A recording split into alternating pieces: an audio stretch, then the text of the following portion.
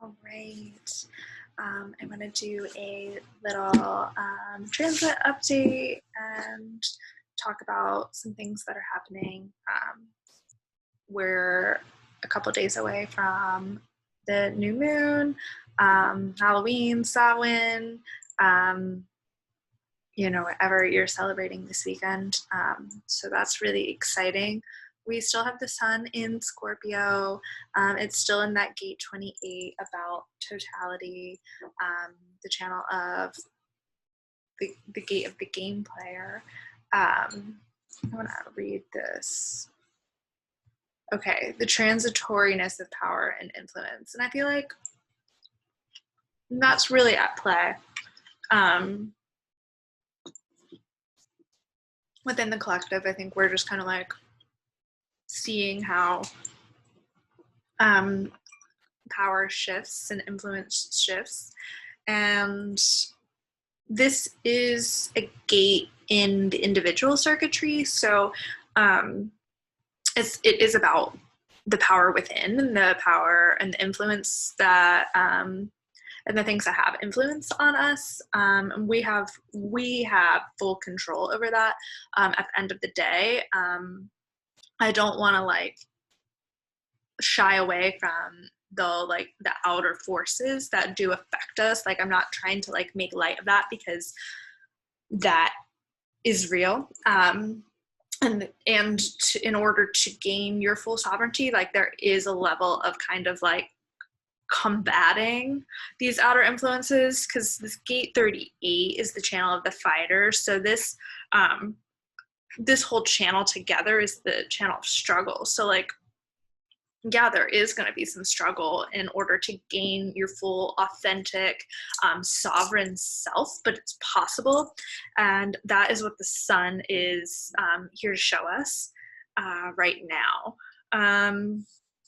And that is being balanced out by gate 27, which is a Taurus energy.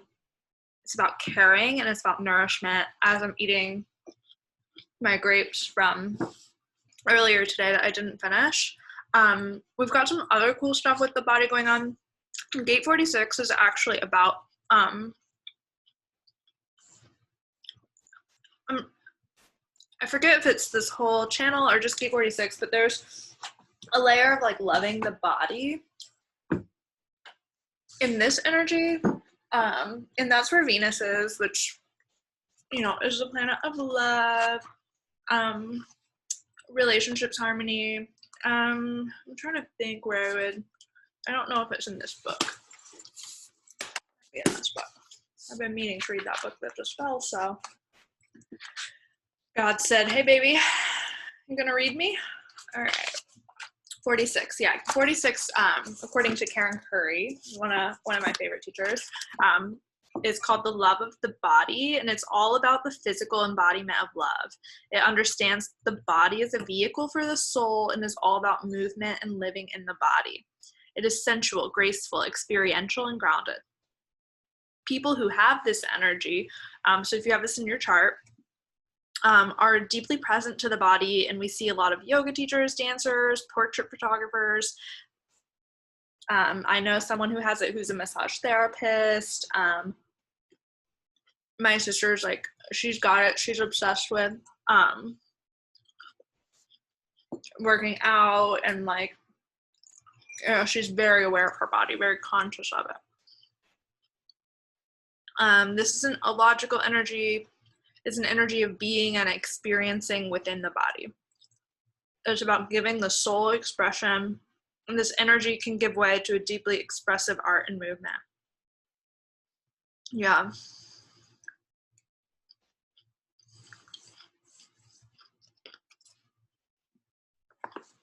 So that's where Venus currently is. We still have Mars retrograde in Aries. We also have the moon in Aries, so we'll probably see moon and Mars harmonize today or tomorrow. And that's in the channel of awakening. What that energy is about, shock and arousal. Responding to disorder and shock through recognition and adaptation. So, I mean, I think a lot of things that are happening in the world that there's some shocks. And I think the more that you can just like recognize what's happening and happening around you, and allowing yourself to just like adapt as things change and flow. Remember, Mars is about action. Here it says energy dynamics. So, and it's retrograde. So,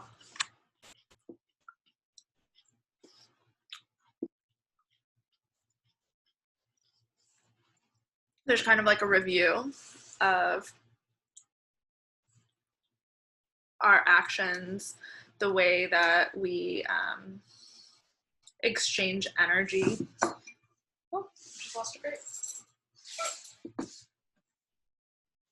All right, my bad. Let's see. So Mercury is still retrograde, and it will be until Tuesday. We'll see it dip back into Libra. Well, I guess it did dip back into Libra, but it's going to go deeper into Libra, I think, before we see some forward momentum on that. That'll be the final Mercury retrograde of the year. So congrats, you made it through 3. And one of my friends told me that it will always be in the same element, during the year. So we had it in Pisces earlier in the year, we had it in Cancer over the summer, and now we're having it in Scorpio. And I'm unsure of like how that will shift next year. I don't know, maybe it'll go into the fire, or maybe it'll be in the air. I'm not sure. We could look that up.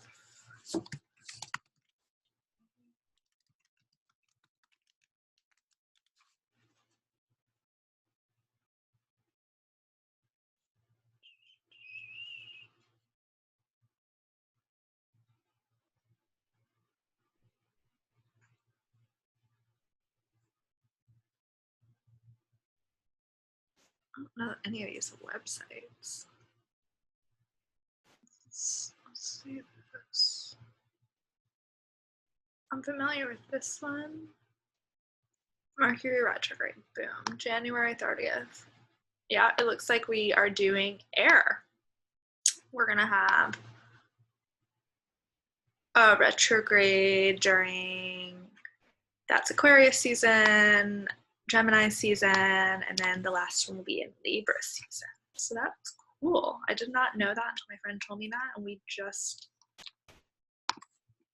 saw that. So not looking too far ahead, but it would make sense that I'm looking a little bit further ahead. This is where the moon is. This energy is about farsightedness at its gift level, and at its shadow level it is about opinion.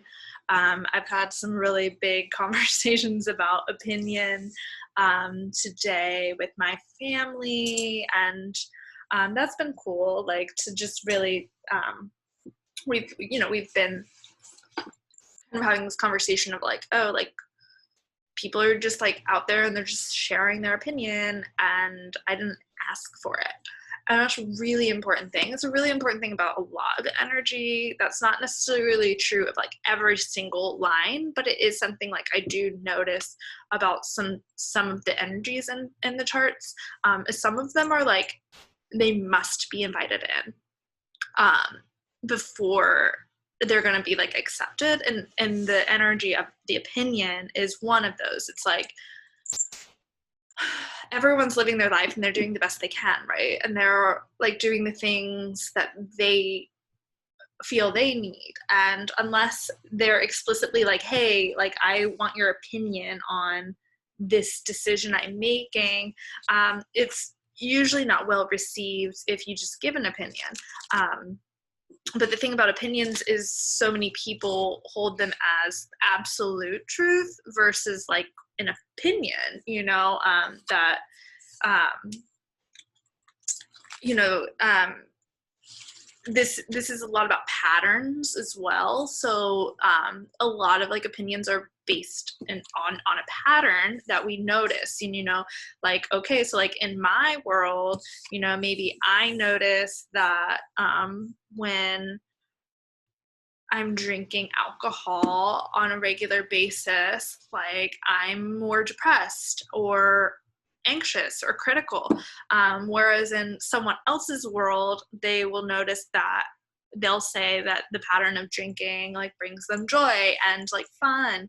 And that's, an opinion. It's based on very real things, like energy levels and what we're feeling, but it's still like an opinion about the thing. And like, it doesn't mean it's wrong necessarily, like you're there and I'm here is basically that energy. And again, that's where the moon is. I do not believe that Mars is not going to be going back that far. I don't believe. We can check that. Let's edit this. 2020.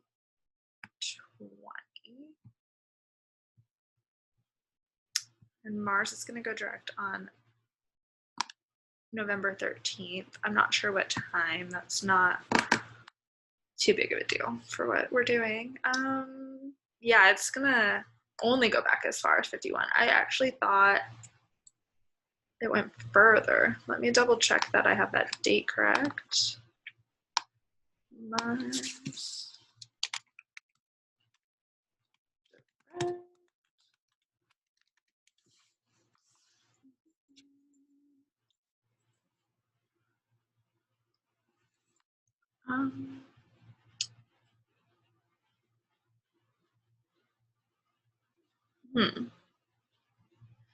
Let's see.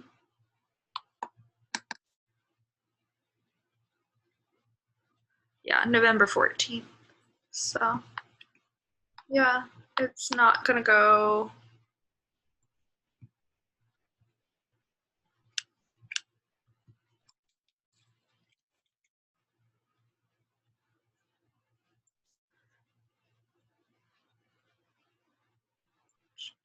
Yep, it's only gonna go as far as it is. It's just gonna go back to a different gate. So plus as far retrograde as Mars is gonna go into Aries before it moves forward.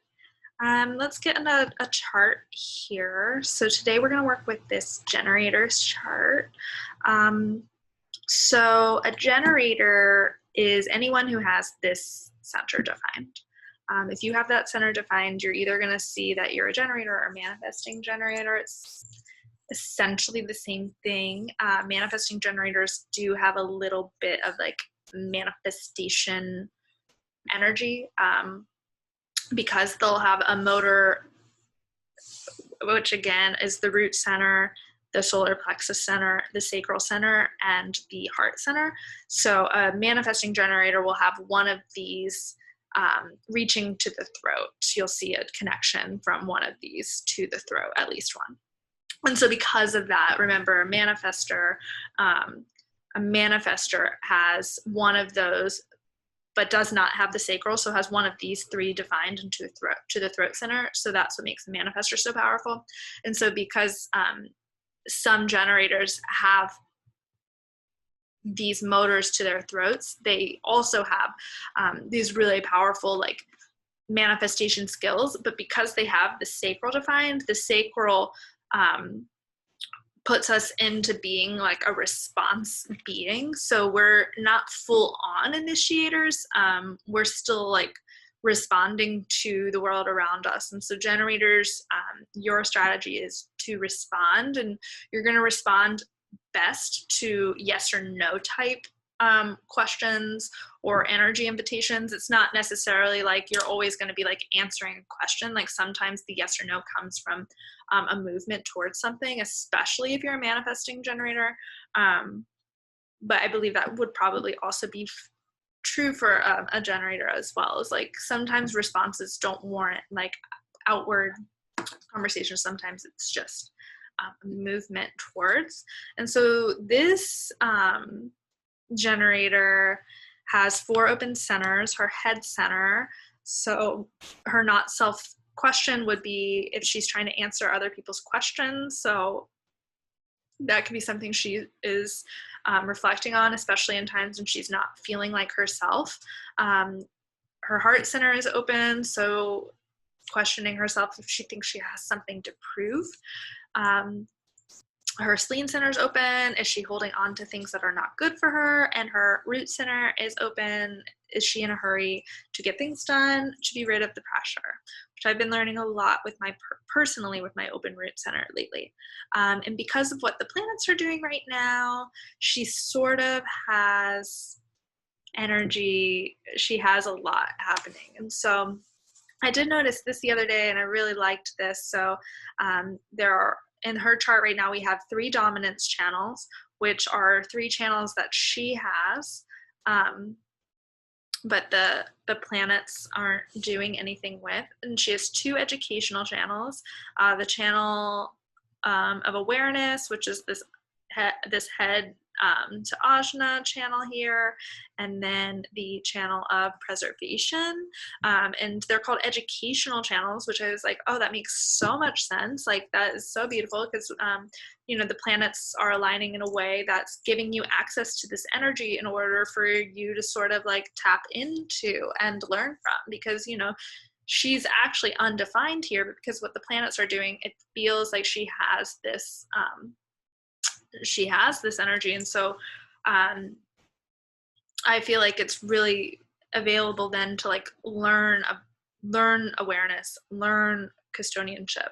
And then she has 3 personal connection channels. So this is where a planet has half and she has the planet is highlighting half and she has the other half.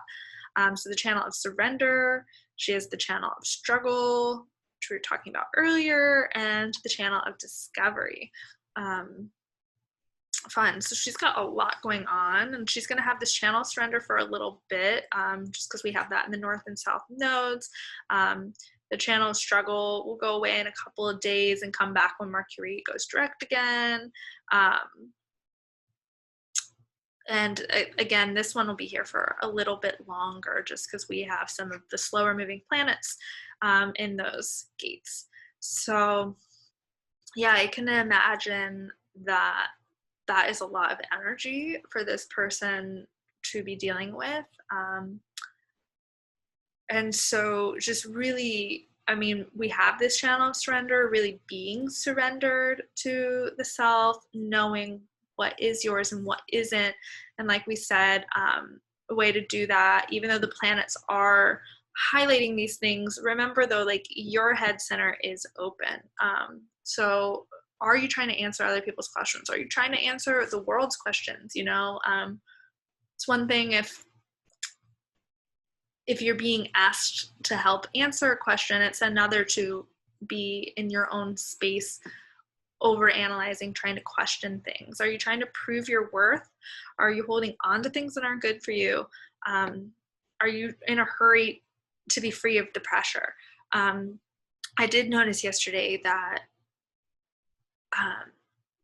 the movement of the moon, it had me, and so I didn't sit down and channel anything, and that's okay, because a big thing for generators is that the work we're doing bring us joy. And like when I like human design, for me, like is obviously a huge skill like to have, and it's something that I think I can be a guide for the world with, like using my own understanding. But like it was a way for me to like know me, like to really just like know me and be like, okay, like that's why I am like this or that. And it's also really helped with my relationships because, it's like, oh, okay, it's like people in my life don't have the same energy as me. Like they don't look like me physically, and they definitely don't look like me energetically all the time. Like we have similarities, right? Like a lot of my friends, we have gate 38. A lot of us have gate 58.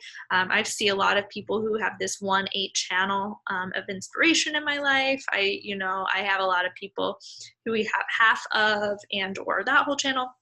So it's like we have these similarities, but we're still just all so different at the end of the day. And being able to like really honor myself through that has then given me so much ability to be more authentic, at least in my relationships. I don't want to say that like totally perfect and like I'm just like everybody's friend, because that's not really the goal. Like authenticity isn't about like everybody liking you. Authenticity is about showing up as you are.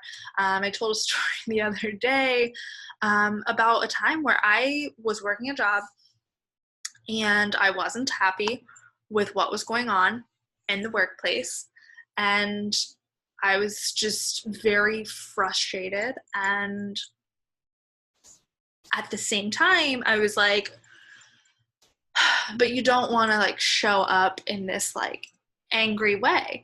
And I remember I like prayed a rosary, and when I got to the end of the rosary, I was like, but like the authentic way for me to show up in this moment is in this frustrated way. And I was just like, are you serious? Like to myself. And I was like, yeah, like you need to see yourself like this because we cannot continue like this. And I quit the job the next day because I was just like, hey, like I saw myself and I don't like it. Like I don't want to show up like that every day, but like that's how I feel working here. And so like that's what authenticity is. Like I'm not speaking to that boss anymore. Like, like it didn't end on like a note where we ended up becoming friends, which is like such a bummer. Like, cause like I was like, well, I don't show up every day for this friend, and it just like didn't pan out that way. But like I still showed up as myself, and that's what authenticity is. And the gate that or this center, the G center, which is the liver, there are like teachings that the liver is where the soul resides and like where the soul reincarnates. And I remember when I first read that and I was just like, why is everybody drinking? And not just drinking, but like the liver processes everything. Like anything you put in the body, like the liver has to deal with that. And so, just like offering that, especially to people with open G centers. I think there's maybe one chart in here with an open G. I changed that projector because I wanted to look at that chart. Yeah, this manifestor, you have the open G. Just be really conscious of it. And obviously the reflector will be open there. Just be really conscious of, I'm not really, I used to be really like, when I was like, oh, this is bad for me, like trying to like cut it out completely or something. I'm not really that way anymore. I'm very, everything I do anymore is just with like really, really tender curiosity and interest. And, like, for example, like I know that coffee is this substance that I am eliminating from my life. And I also recognize that there are some like deeply addictive patterns and qualities to it. And so it's been this process of like cutting it out and thinking it's over and like just like really engaging with it in this like curious way. I had like a really good week where I haven't had any coffee this week. And then this morning I woke up and I was like, oh, I think I just want a cup of coffee. And I was like, okay, like let's have a cup of coffee. And as soon as I got up, and part of the reason I'm like, over the coffee is because I'm drinking like a Keurig at my parents', and I just am not like a fan of the Keurig. But then I got up there, the first one that my eye caught was a decaf pod, and I was just like, oh, like, I mean, it's not like perfect, but at least it's still like the less caffeinated version. And you know, then I watched myself throughout the day, and I wanted it again, but like, you know, I'm just, with all things, like, be tender, especially with yourself, and especially, you know, with yourself in regards to others. Everyone's going through a lot right now. Everyone's always going through a lot. Like, being human is a lot. I mean, we like are in our souls incarnated to do this work for a reason, to be here for a reason. We all have a core wound. We all have things we need to integrate from our childhoods and from past lives, and that takes so much compassion. I mean, think about it. You start being conditioned in this body in your mother's womb, right? And I mean, imagine saying to those cells in the womb, you know, you better do it right now. I mean, that's just some cells. Like, I don't know what you're what are you getting at? So I mean, like, but you're being conditioned by that experience. So yeah, just always gentle. Let's see, one last. Jupiter. Yeah, Jupiter is in Capricorn still.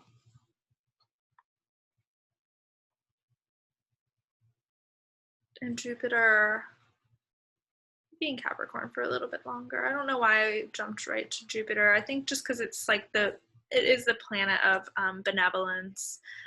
It does like offer support. There are definitely lessons to it, like every planet, but like it can definitely be a really, really supportive energy. So just, yeah, you can find different supportive energies within your own chart too. So yeah, that's what I have for today. I will be back, you know, in a couple, either tomorrow or the next day, just kind of depending. Again,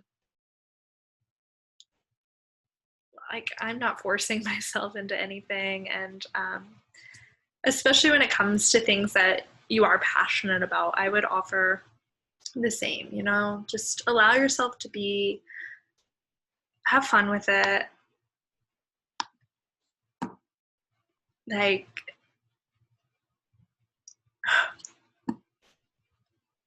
yeah, just try to have as much fun as you can and love as big as you can. I will talk to you all very soon. Thank you so much.